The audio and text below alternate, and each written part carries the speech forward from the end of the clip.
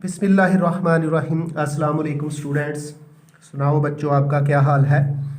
तो आजकल आप मसरूफ़ हो गए होंगे अपनी किताबों में। तो ये जो मेरी तरफ से फ़िज़िक्स और मैथमेटिक्स 9th और 10th क्लासेस के वीडियोस की सूरत में लेक्चर्स आते हैं, ये भी एक आपकी तैयारी का हिस्सा है। इसलिए साथ साथ आपने इनको भी देखना है और तैयार करना है। आज हम आखिरी MCQs की वीडियो बनाने जा रहे हैं जो 9th मैथमेटिक्स से मुतल्लिक़ है। इससे पहले फ़िज़िक्स 9th क्लास के MCQs की वीडियोस कंप्लीट हो चुकी, सब्जेक्टिव भी ज़्यादातर कंप्लीट हो चुके, 7वें चैप्टर तक पहुंच चुके हैं, यानी फ़िज़िक्स के यूनिट नंबर 7 तक। और मैथ तो तकरीबन कंप्लीट हो गया है, 8वें चैप्टर के कुछ लेक्चर्स रहते हैं मैथमेटिक्स 9th क्लास के, और इसके अलावा थ्योरम रह गए, बाकी कंप्लीट हो चुका है। 10th क्लास के अंदर फ़िज़िक्स और मैथमेटिक्स की सूरत हाल भी यही है। फ़िज़िक्स के MCQs की वीडियोस कंप्लीट हो चुकी हैं, मैथमेटिक्स के चंद टॉपिक रह गए हैं, वो भी हो जाएंगे।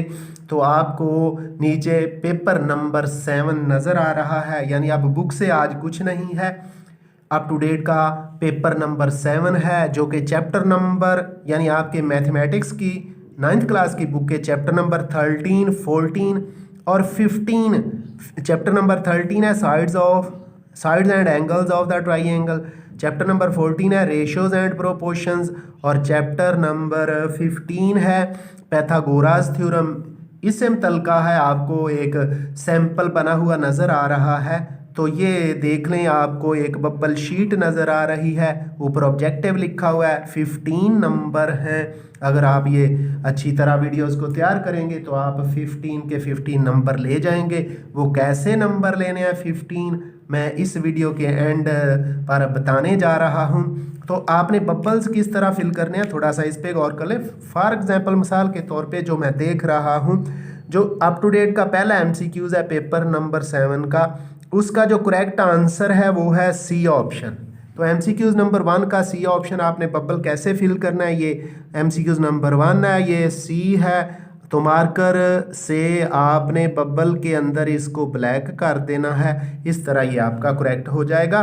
तो बस C करेक्ट आंसर है तो C को ही फिल करना है। D, B या A में कुछ नहीं लिखना, डॉट भी नहीं लगाना, क्रॉस भी नहीं लगाना, या फ्लूइड या वाइटनर इस्तेमाल नहीं करना। उस सूरत में आपका MCQs कंप्यूटर जो है उसको रीड नहीं करेगा और गलत कर देगा। तो चलते हैं हम MCQs की तरफ, जो mathematics 9th class up to date paper number 7 है। इसके अंदर यूनिट नंबर 13, 14 और 15 के MCQs आज कंप्लीट हो जाएंगे, और इसके साथ ही आपकी मैथ की बुक के MCQs भी कंप्लीट हो जाएंगे।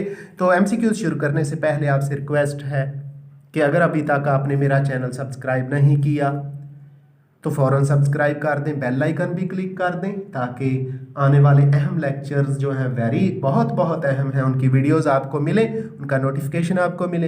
तो ये वीडियोस और इनका लिंक अपने दोस्तों को भी शेयर करें, ताकि ज़्यादा से ज़्यादा स्टूडेंट्स इनसे फ़ायदा उठा सकें। जी, तो डियर स्टूडेंट्स, MCQs नंबर 1 है, the hypotenuse of a right angle triangle is longer than each of the other two side. जी, जब राइट एंगल ट्राइंगल होती है, कायमतु ज़ाविया मसलस होती है, तो कायमा ज़ाविये के सामने 90 डिग्री के सामने वाली जो साइड है, इसको उर्दू में वतर और इंग्लिश में हाइपोटेन्यूज कहते हैं। ये साइड बाकी दोनों साइडों यानी कायदा और अमूद, बेस और परपेंडिकुलर से बड़ी होती है। A में डबल लिखा हुआ है, B में हाफ लिखा हुआ है, C में लिखा हुआ है लॉन्गर, और D में शॉर्टर, तो लॉन्गर होती है, इसलिए C को हमने सर्कल कर दिया। तो डियर स्टूडेंट, यही करेक्ट आंसर है। ऊपर मैं एग्जाम्पल जो बबल फिल करने की थी वहाँ भी C को फिल कर चुका हूँ। MCQs नंबर 2 है, अ ट्राइंगल हैज़। तो ट्राइंगल्स कितनी तरह की होती हैं ये हमने यहाँ बताना है इस MCQs के अंदर। जी, तो डियर स्टूडेंट, एंगल के एतबार से ट्राइंगल्स 3 तरह की होती हैं, राइट एंगल, एब्ट्यूज और एक्यूट ट्राइंगल, हादा ज़ाविया मसलस, कायमा ज़ाविया मसलस और मुनफरजा ज़ाविया मसलस। तो देखते हैं, 3A में 5 लिखा हुआ है, B में 4 लिखा हुआ है, C में 2 और D में 3 लिखा हुआ है। तो D is the correct answer, D को हमने सर्कल कर दिया है। आगे MCQs नंबर 3 है, उसमें लिखा हुआ है the symbol used for congruent congruent के लिए सिंबल ये तो मुताबिकत का है, ये सिमिलर का है, ये इक्वल का है। डी में लिखा हुआ है कंग्रेंट यानी मुतमासल का साइन, तो डी को हमने सर्कल कर दिया और यही हमारा करेक्ट आंसर है। MCQs नंबर 4 है dear students. A triangle has angles, तो एक ट्राइंगल के ट्राई का मतलब भी 3 है और ट्राइंगल 3 एंगल यानी 3 जाविये हुआ करते हैं, 3 एंगल हुआ करते हैं एक ट्राइंगल के, एक मुसल्लस के। ऑप्शन सी में 3 लिखा हुआ है तो सी को हमने सर्कल कर दिया। तो MCQs नंबर 4 का सी इज़ द करेक्ट आंसर जी। तो MCQs नंबर 5 है रेशो हैज़ यूनिट। तो डियर स्टूडेंट्स रेशो होती दो सेम क्वांटिटीज़ में या दो एक जैसी मिकदारों में है, इसलिए रेशो का कोई यूनिट नहीं होता। केजी नहीं है, मीटर नहीं है, क्यूबिक सेंटीमीटर नहीं है, और डी में लिखा हुआ है नो एनी यानी कोई यूनिट नहीं होता, तो डी के गिर्द हमने सर्कल कर दिया है। It is the correct answer. ये बहुत अहम है, बहुत सारे बोर्ड्स के इम्तहानात में आ चुका है, इसलिए आपने इसको अच्छी तरह तैयार करना है। आगे है MCQs number 6 the symbol of ratio is, ये 2 डॉट होते हैं, यहाँ क्लियर नज़र नहीं आ रहे, ऑप्शन ए में लिखे हुए हैं, मैं वाजे कर देता हूँ। तो A is the correct answer. यहाँ 2 डॉट लगे हुए हैं, तो रेशो का सिंबल क्या है, डबल डॉट होते हैं, इसलिए ए में मौजूद है, ए को हमने सर्कल कर दिया है। आगे है जी MCQs नंबर 7 लिखा हुआ है if a ratio b is equal to c ratio d, यानी ए रेशो बी बराबर है ए निस्बत बी बराबर है सी निस्बत D, then A B C and D are said to be. तो इनको प्रोपोर्शंस बोलते हैं। क्या बोलते हैं? प्रोपोर्शंस। देखते हैं ए में इक्वल लिखा हुआ है, बी में रेशो लिखा हुआ है, सी में लिखा हुआ है प्रोपोर्शंस। तो डियर स्टूडेंट्स सी को हम सर्कल कर देते हैं और यही हमारा करेक्ट आंसर है। आगे है MCQs नंबर 8 लिखा हुआ है equality of 2 ratios is called proportion. जब 2 रेशोज बराबर हो जाती हैं तो इसको प्रोपोर्शन का तनासब का नाम देते हैं। तो ए में रेशो लिखा हुआ है, बी में लिखा हुआ है प्रोपोर्शन, तो बी को हमने सर्कल कर दिया और यही इसका दुरुस्त जवाब है, करेक्ट आंसर है।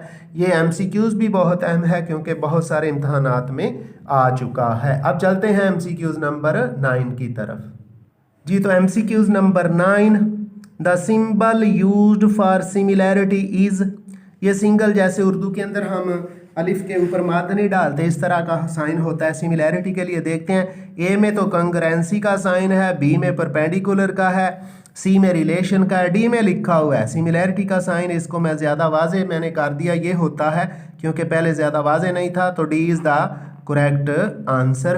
तो डी के गिर्द हमने सर्कल लगा दिया है। आगे MCQs नंबर 10 है 10 है how many lines can be drawn through 2 points.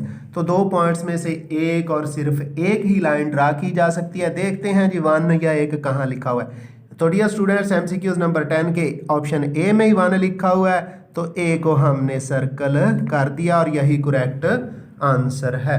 आगे है MCQs number 11 congruent figures have area.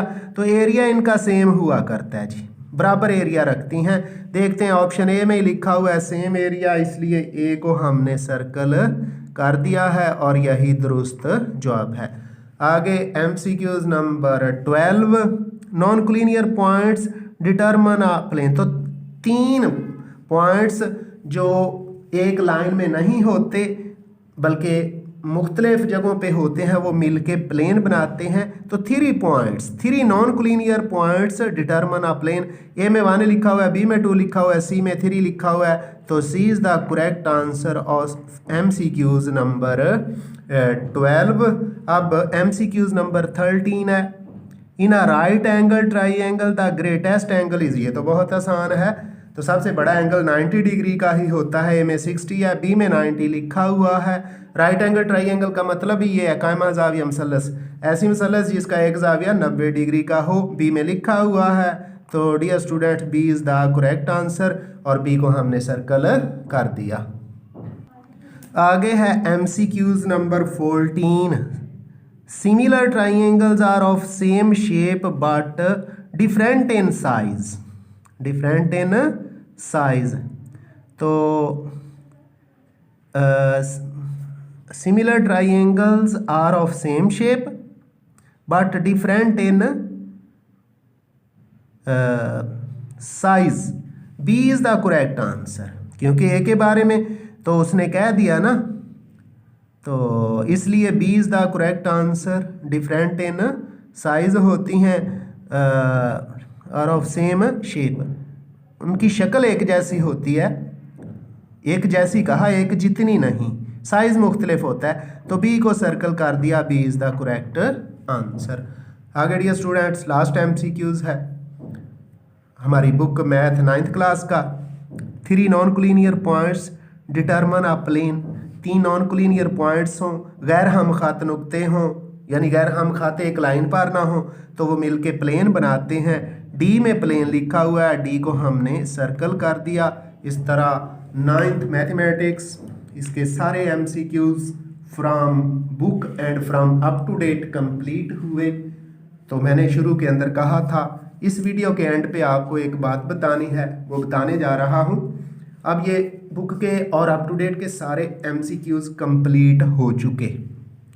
अब आपके लिए तैयारी के लिए, ख़ास तौर पर उन स्टूडेंट्स के लिए जो अभी तक हाथ बांध के बैठे हुए हैं, तो 15 आउट ऑफ 50, यानी 15 आउट ऑफ 50 का क्या मतलब सुन ले।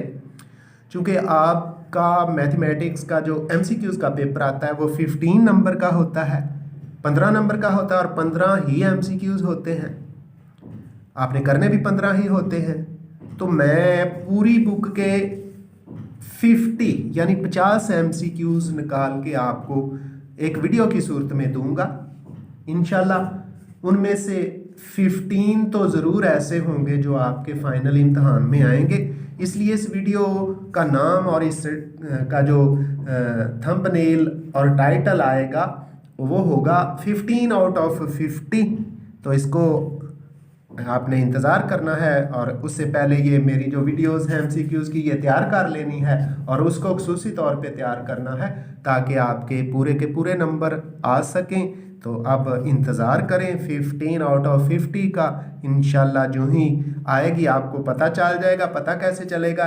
तो आप मेरे चैनल पर, अगर अभी तक आपने मेरे चैनल को सब्सक्राइब नहीं किया तो फ़ौरन सब्सक्राइब कर दें और बेल आइकन क्लिक कर दें, ताकि जो ही कोई नई वीडियो आए उसका नोटिफिकेशन आपको मिल सके और आप उसको निकाल के देख सकें कि मुतल्लिका वीडियो आ गई है या नहीं। तो आइंदा मिलेंगे 15 आउट ऑफ 50 के साथ। दुआ में याद रखिएगा। अल्लाह हाफिज़।